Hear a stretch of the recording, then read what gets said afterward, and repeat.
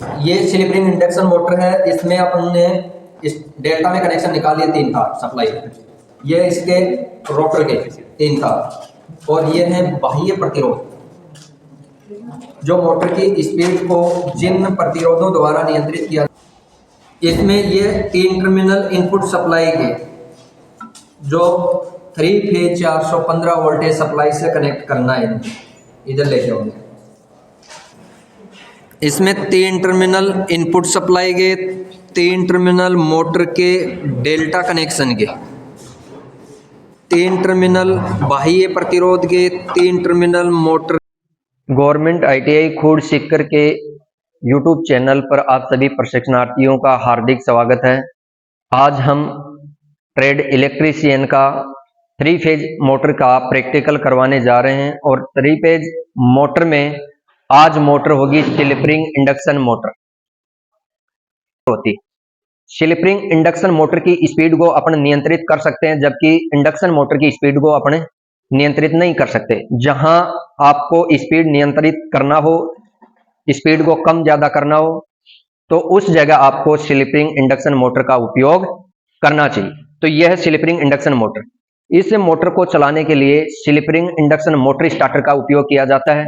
इसकी स्पीड को बाह्य प्रतिरोध जोड़कर, ये बाह्य प्रतिरोध है, बाहर से अपन प्रतिरोध जोड़कर इसकी स्पीड को नियंत्रित कर सकते हैं, स्पीड को कम या ज्यादा कर सकते हैं। तो अपन चलते हैं, एक बार इनके कनेक्शनों को समझते हैं। यह है इसका स्लिप रिंग मोटर का स्टार्टर, यह है बाह्य रेजिस्टेंस और यह है स्लिप रिंग इंडक्शन मोटर। अब आपको सर्किट डायग्राम के माध्यम से आपको इसका कनेक्शन समझाएंगे। ये तो है इसका स्टार्टर, ये तो है स्टार्टर, यह इसका बाह्य रेजिस्टेंस और यह है slip ring induction motor. 3 part है इसके। स्टार्टर के अंदर L1, L2, L3 3 टर्मिनल होंगे मेन लाइन के इनपुट सप्लाई के। उसके बाद में 3 टर्मिनल होते हैं मोटर के A1, B1 और C1 के। 3 टर्मिनल रहेंगे मोटर के R1, R2 और R3। जो मोटर पर जो वाइंडिंग होती है उसके 3 टर्मिनल बाहर निकलते हैं। 3 टर्मिनल रहेंगे R1, R2, R3 बाह्य प्रतिरोध के। अब इसका कनेक्शन आपको कैसे करना होगा वो समझना है। मोटर के अंदर 9 टर्मिनल आते हैं बाहर, 6 टर्मिनल मोटर की वाइंडिंग के और 3 टर्मिनल है मोटर के रोटर के। ठीक है ना। इसको R1, R2, R3 के नाम से पहचान करते हैं और इसकी R1, R2, R3 के नाम से पहचान करते हैं। अब इसका कनेक्शन आपको कैसे करना है, यह है इनपुट साइड, यह है इनपुट 440 वोल्टेज आपको 3 फेज सप्लाई से इसको कनेक्ट करना होगा स्टार्टर। ठीक है। अब मोटर का कनेक्शन कैसे होगा, जो A1, B1 और C1, यह है B2, C2, A2, B2 और C2। तो इसको अपन डेल्टा में संयोजित कर देंगे। डेल्टा में संयोजित करके यहां से टर्मिनल निकल गया A1 का, B1 का और C1 का। ये अपन डायरेक्ट कहां संयोजित कर देंगे, स्टार्टर के। ये C1 है, C1 के साथ, B1 है, B1 के साथ और A1 को A1 के साथ। अपने 6 टर्मिनल मोटर के जो 6 टर्मिनल थे उनको अपन ने स्टार्टर के साथ संयोजित कर दिया।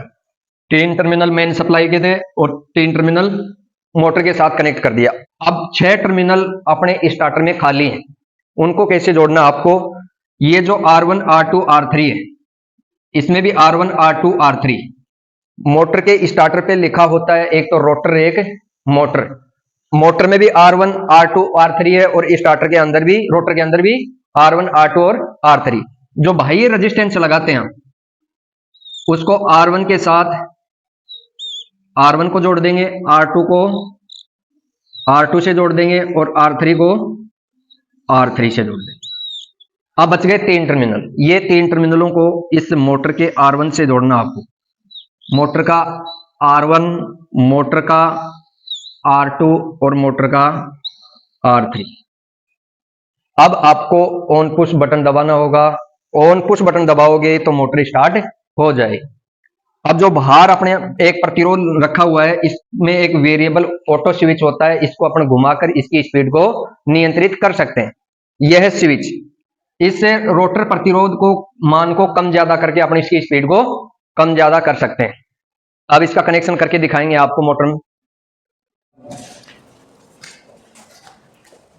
ये स्लिप रिंग इंडक्शन मोटर है। इसमें अपन ने इस डेल्टा में कनेक्शन निकाल लिए 3 तार सप्लाई। ये इसके रोटर के 3 तार और ये है बाह्य प्रतिरोध, जो मोटर की स्पीड को जिन प्रतिरोधों द्वारा नियंत्रित किया जाता है। ये 3 तार हो गए इससे बाह्य प्रतिरोध के। यह है स्लिप रिंग मोटर स्टार्टर। इसमें 12 टर्मिनल है। आगे की ओर देखें, 12 टर्मिनल हैं। इसमें ये 3 टर्मिनल इनपुट सप्लाई के, जो 3 फेज 415 वोल्टेज सप्लाई से कनेक्ट करना है। इधर ले जाओगे। इसमें 3 टर्मिनल इनपुट सप्लाई के, 3 टर्मिनल मोटर के डेल्टा कनेक्शन के, 3 टर्मिनल बाह्य प्रतिरोध के, 3 टर्मिनल मोटर के रोटर के टर्मिनल आएंगे। इसमें 3 फेज सप्लाई के L1, L2, L3 के तार जोड़ने हैं। इसमें मोटर को डेल्टा में कनेक्शन करके 3 तार सप्लाई के इसमें जोड़ने हैं। फिर ये हैं रोटर के, जो बाहर रोटर स्टेप रेजिस्टेंस लगा हुआ है। ये दिखाओ, ये बाह्य प्रतिरोध है जिसको रोटर रेजिस्टेंस के नाम से जाना जाता है। और ये रोटर के 3 तार हैं। अब इनको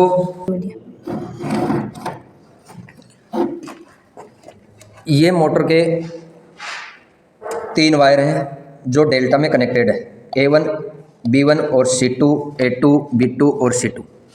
इनको डेल्टा में कनेक्ट करके आपको स्टार्टर में जोड़ना है A1, B1, C1 में है।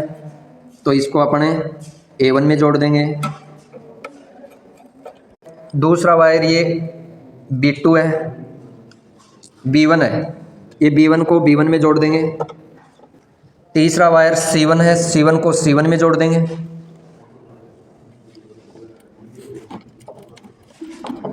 तीन तार रोटर के हैं।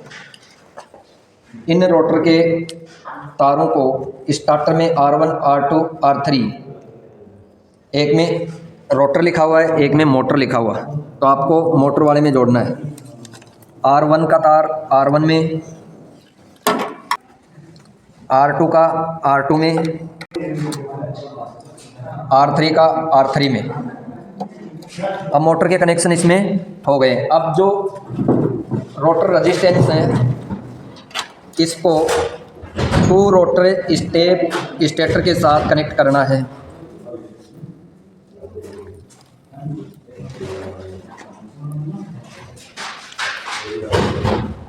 चार नंबर में, 5 नंबर में और 6 नंबर में।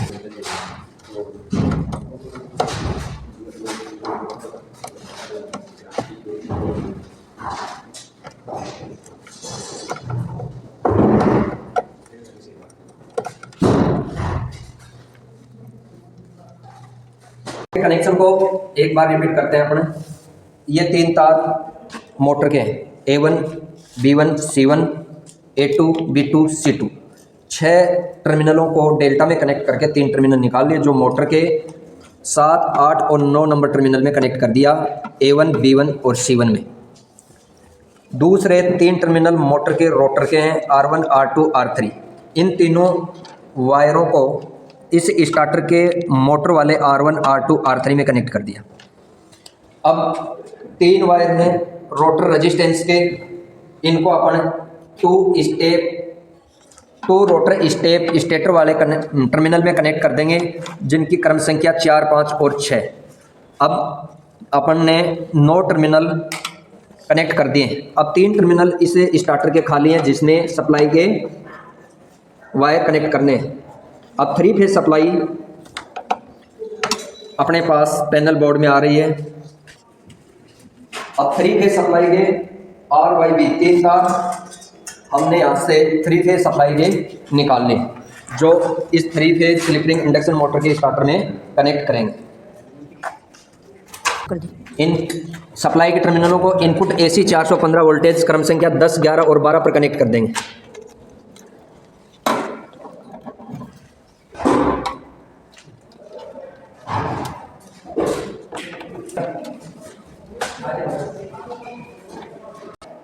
अब अपने मोटर के कनेक्शन पूर्ण रूप से हो गए हैं। उसके बाद ICTP स्विच से 3 फेज सप्लाई को ऑन करेंगे। 3 फेज सप्लाई अपने पास आ गई है 415 वोल्टेज। ये 3 वायरों के माध्यम से सप्लाई स्टार्टर में पहुंच रही है। अब स्टार्टर का ऑन पुश बटन दबाएंगे, मोटर चलने लग जाएगी।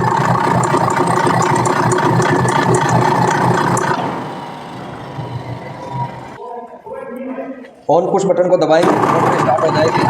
अब इसकी स्पीड मापते हैं हम।